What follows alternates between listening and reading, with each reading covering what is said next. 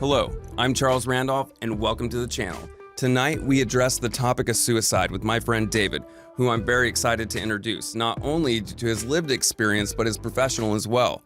David holds a bachelor's degree in social work and currently working on his master's in said field. In addition, he's been working in the field since 2018. This is a two-part interview. In part one, we discuss his personal story, indirect means of self-harm, for example, compulsive behaviors, suicidal ideation, generational trauma, and methods he has found useful in prevention. In part two, his relationship with the recovery community, interventions, the identification of another in times of crisis, what he has found to be the most effective, the contagion effect, and his thoughts on the limitation of lethal means. Lastly, if you are in a time of crisis, help is available. You are not alone. Please call or text 988, the Suicide Crisis Lifeline. Thank you for watching.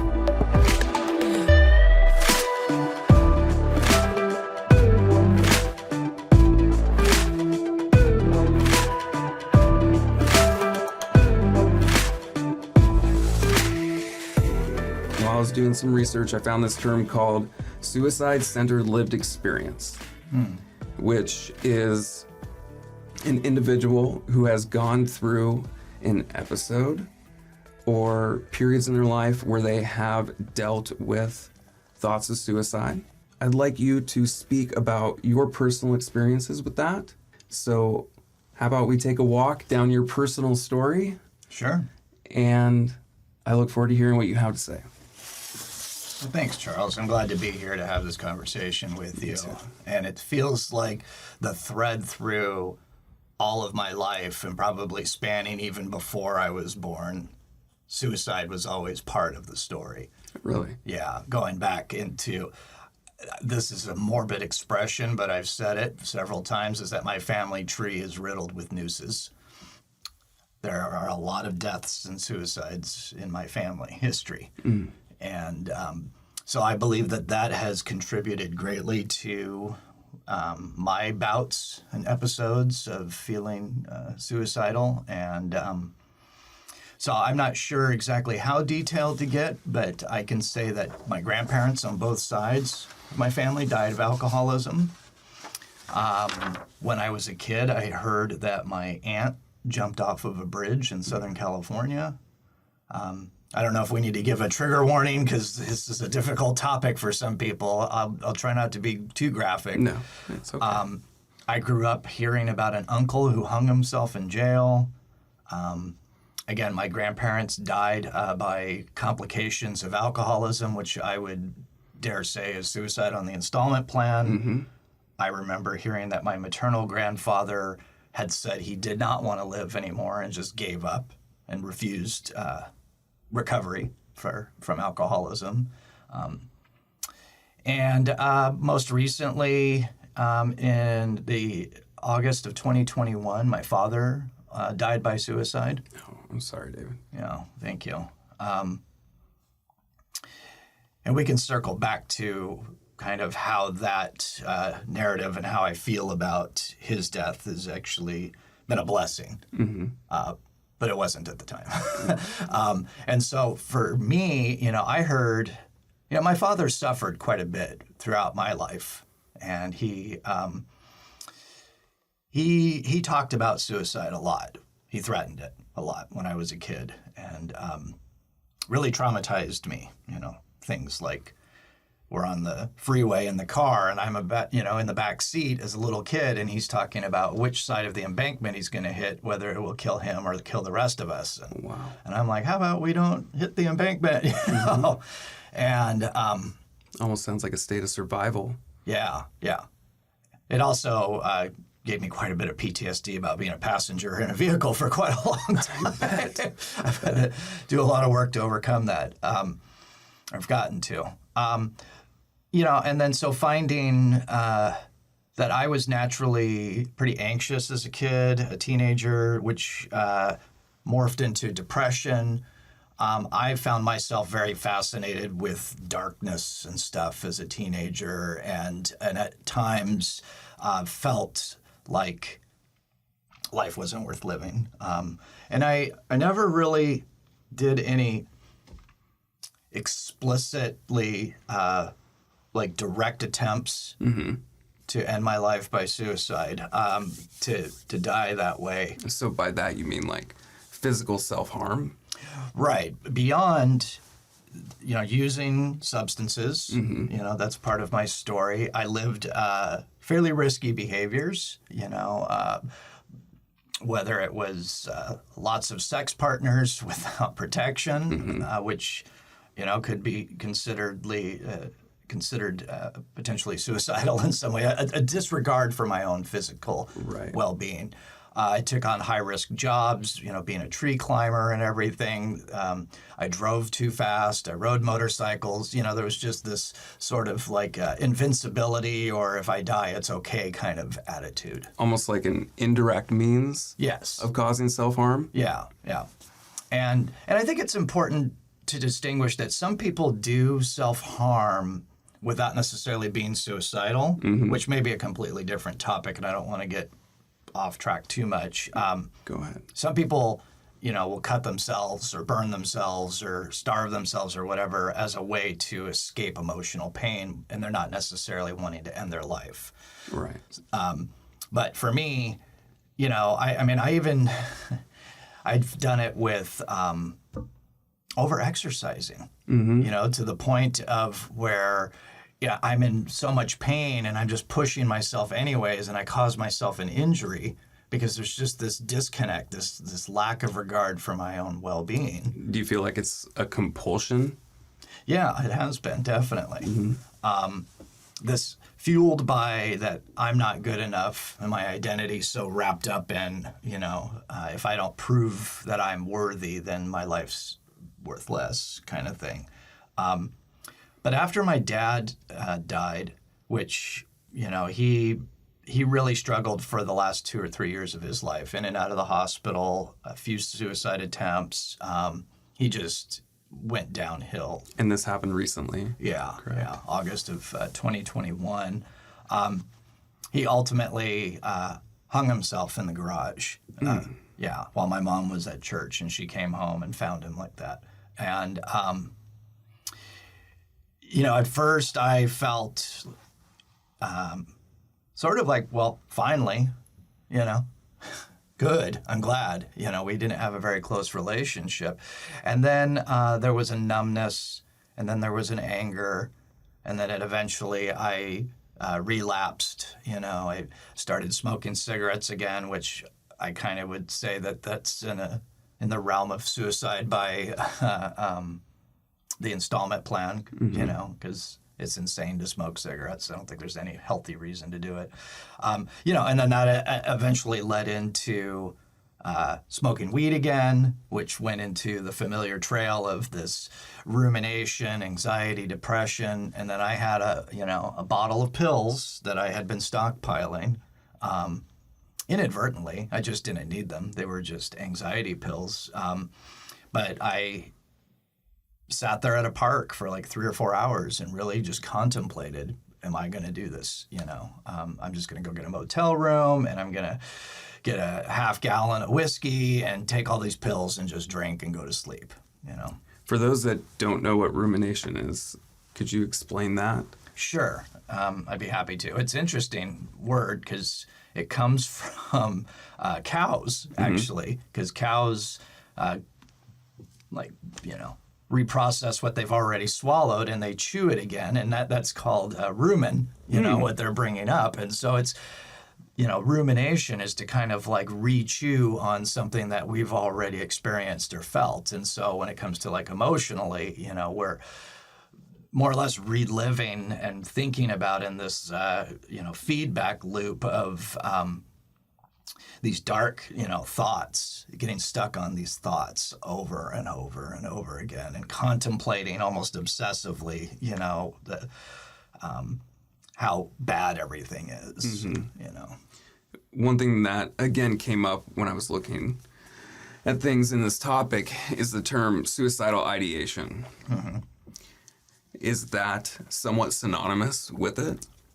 It can. I think rumination can lead to suicidal ideation. Mm-hmm. And the thing about suicidal ideation from a clinical standpoint is that there's degrees of it, right?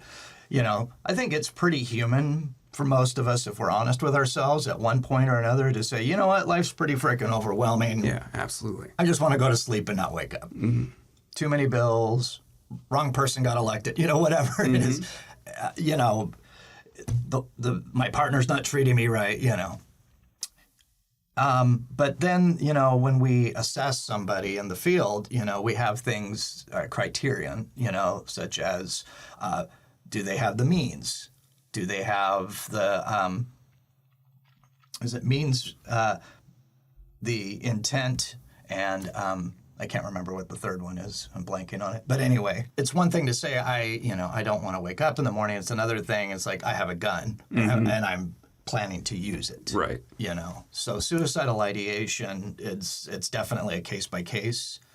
But it is, to be thinking about it, to consider it. I heard you talk about that thread earlier, that this has kind of, been a consistent thing in your life. Yeah. And when talking about your family, do you feel like there is some sort of like predetermined end with your life? I have felt that way. That's a very good question. I don't know how much we want to get into the weeds, into epigenetics and things like that, and generational trauma. Hit it. All right. So, with trauma, there's certain things that happen to our DNA. In the simplest terms, there's little flags, that carry it from one generation to the next generation. So a person can be, already predisposed to trauma in utero. Really? Yeah, based on something that happened a long time ago. Wow. So, for instance, I'm, traumatic things happened in my past, with other generations, and so I'm more predisposed to it. So, right. Yes. So as far as I have felt like sometimes it's a destiny or a curse to kill myself because there's so many people in the family tree. Right. And statistically speaking, they say that if you are related to somebody who's killed themselves, you're 6 times likely to do it. Really? Yeah. So, multiply that times however many people in my family have actually carried it out and died by suicide. I would definitely be thinking about it and be more inclined to do it. And I think also because of the trauma, the predisposition to have these extreme highs and lows of feelings, that it would be easier for me to get to a place where I feel just completely hopeless and stuck in despair. Do you think it fuels that suicidal ideation? Definitely. Yeah. Yeah. Going back to your father and where we were with that. Yeah. What was wonderful, but kind of pissed me off at the time, was that I had a girlfriend who intervened. She panicked. She didn't intervene in probably the most trauma-informed, loving way. She came out to the car and yelled at me. Now, she was in a panic. She had her own story with suicide, I think was part of her family history too, and death and stuff. So it really triggered her. But to see her so upset kind of snapped me out of my own sort of like self-obsessed self-pity. That's not the way to approach people, but for whatever reason, it worked. And so it became clear, though, to me that I needed to break up with her and go live with my family. So at the time, I was living in Central California and, Central Coast, California, and then went to the Phoenix area, Phoenix, Arizona, because that's where my mom and dad lived, and my brother and his wife. So I was like, I need to surrender to being with my family because I was just an emotional mess. I relapsed, started off with cigarettes, and that didn't do it. Then the weed, then that didn't do it. And then eventually, I drank, and that didn't do it. And so I just sort of threw myself into, I need to find a safe place. And, the thing is prior to that, I've had a few episodes. I've had 3 episodes where I've ended up at the calling a crisis unit and ending up in a hospital due to having suicidal ideation. Each time, 2 things have been involved, and it's been romantic relationships and the use of marijuana. Now, the most recent time that I was suicidal, there was no marijuana involved. There was just the romantic relationship. So what I've discovered as part of my process is that through therapy, is that I have, because of my childhood, terror is attached to love. Interesting. Yeah. So when I feel close and vulnerable with somebody and I think that, this is a loving relationship, there's that little part of me that goes into terror because that's how I was wired as a little kid. That a beating and an abandonment, something is going to happen. And so when I perceive the slightest little bit of rejection from my partner at the time, then, I go into this rage, clingy, sort of get away from me, mess. And then the tapes start playing, the rumination, I'm unlovable. I'm always going to be fucked up. No one's ever going to love me. I'm never going to recover. And, those very cognitive distortion, black and white, but the never language, the always language. And that's where I slip into the suicidal ideation, because then it's like, well, then what's the point? So the black and white thinking, that is something that tells you that you are in time of crisis or moving forward into it. Yeah, that and catastrophizing. That it's all messed up, so the combination of the two, and that I'm unsafe, and that I'm stuck, and I will get into this place where I'm afraid to leave the house, the anxiety is so high, and the anxiety then becomes depression, and it's just this heavy lead blanket is the way my dad used to describe it, of just these oppressive thoughts and it becomes desperation to escape all of that. I heard a lot of words that reminded me of, like, you want freedom, almost, in a way. How do you feel about that? Would you say that's right? Yeah. Or, because it sounds like it's almost a sense of freedom, wanting that, but also wanting that security at the same time. Yeah. Now, in terms of like the suicidality, the freedom for me is this: I want to escape pain. And I think that's probably what most people are doing. You have power over it. Do I have power over it? You have power by making that choice. Yeah. I think of the magic wand question, and I learned this as a peer support person back in high school, is that if I had a magic wand and I could change anything in my life, what would it be? And it's never to die. It's always some circumstance, like, oh, I would feel better. I would feel loved. I would feel lovable. I would feel, safe. I would feel financially secure. There's all of these things that I would change. It's not ever, I want to die. Right. So yeah, as far as the way it's attached to intimate romantic relationships, though, which is definitely a projection of my childhood stuff onto my poor partners, I'm making them into my mom, and mom represented to me as a kid as she was the safety between me and my dad. My dad was the monster, at least how my little kid memory is. Mom was the comforter, but when mom, who was human, and she was also a child of an alcoholic and lived with my dad, who was a raging alcoholic, when she would have a mood shift and no longer be my ally or comforter or protector, then I'm in terror because I'm completely vulnerable. And so recognizing, these women that I'm dating, is that I'm trying to rescue them because I'm trying to save mom, At the same time, I want them to save and rescue me. And when, I get into that vulnerable place and they're like, whoa, this isn't what I signed up for. They're just not maybe emotionally capable, or it's not even reasonable to expect that of somebody, They don't have the power to make me happy or feel safe. That's not their job. Mm-hmm.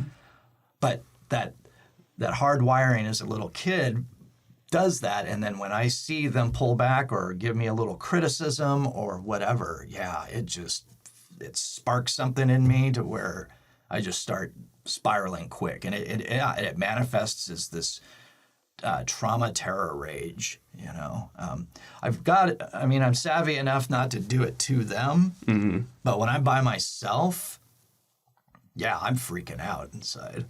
So you mentioned that savviness. Yeah. Obviously, you're very self-aware. Thank you know you. yourself. You are.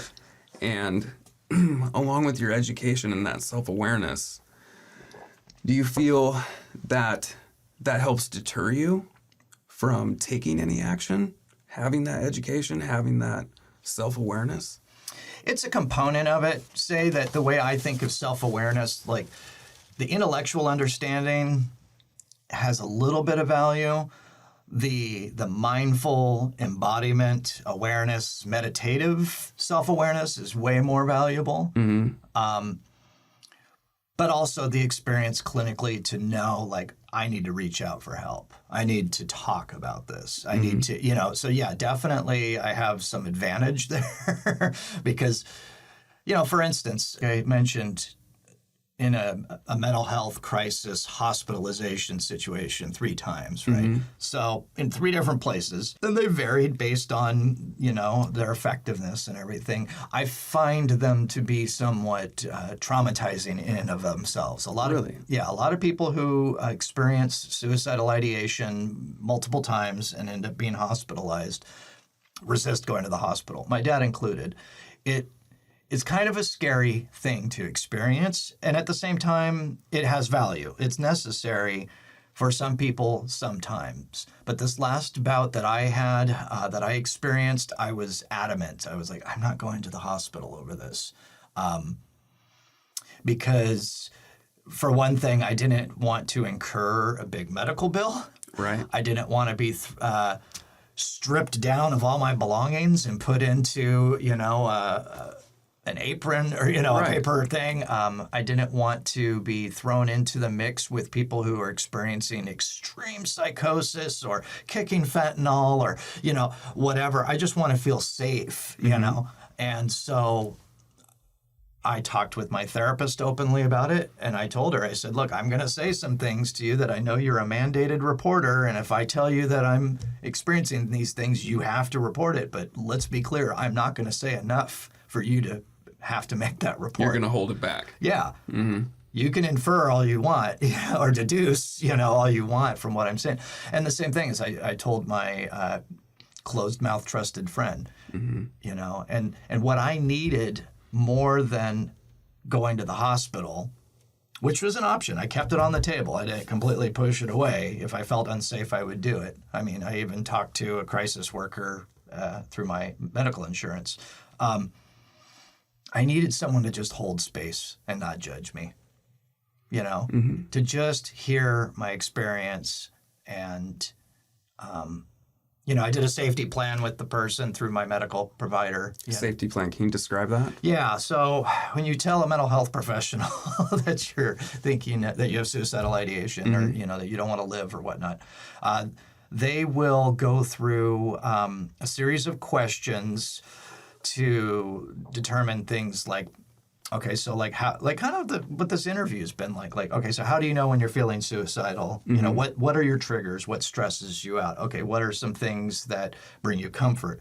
Who are some people that you can call? Like, how would you, end your life? Do you have those things? If you feel like you're going to, is there somebody that you could call and give those things to? Right. So that's... And then they give you a list of phone numbers of, crisis lines and, all those things. And so that's what a safety plan is.